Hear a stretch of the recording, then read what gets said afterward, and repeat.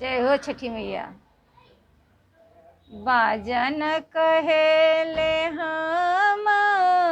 बाजबी अपने रोवे बाजबी छठी मैया बजबस भोले बाबा के दुआरा अपने रोवे बाजन कहेले हम बाजबी अपने रोवे बाजबी छठी मैया बजब भोले बाबा के दुआरा अपने रोवे बाजबी पुरैन कहेली हम पसरबी अपने रोवे पसरबी छठी मैया पसरबी गौरा देई के आचरा अपने रोवे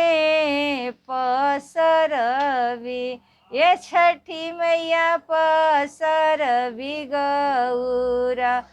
देई के आचरा अपने रोवे पसरबी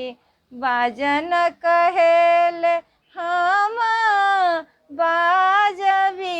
अपने रोवे बाजबी छठी मैया बजब श्री राम जी के दुआरा अपने रोवे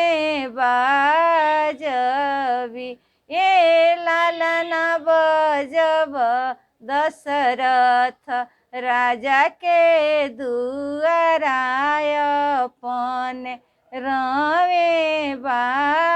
बाजबी पुरैन कहेली हम पसरबी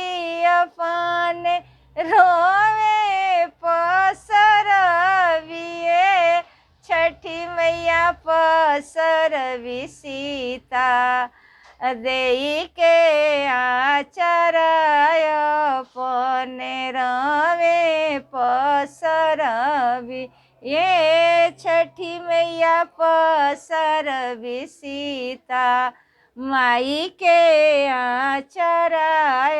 अपने रोवे पसरबी बाजन कहेले हम बाजबी अपने रोवे बाजबी छठी मैया बजब सब सेव खन के दुआरा अपने रोवे बाजबी ये छठी मैया बजब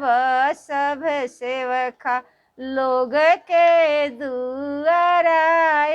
अपने रोवे बाजबी पुरैन कहेली हम पसरबी अपने रोवे पसरबी छठी मैया पसरबे तिवैया लोग के आचरा अपने रोवे पसरबी ये छठी मैया पसरबी तिवैया लोग के आचरा अपने रोवे पसरबी ये लालना पसरबी बरतिया लोग के आचरा अपने रोवे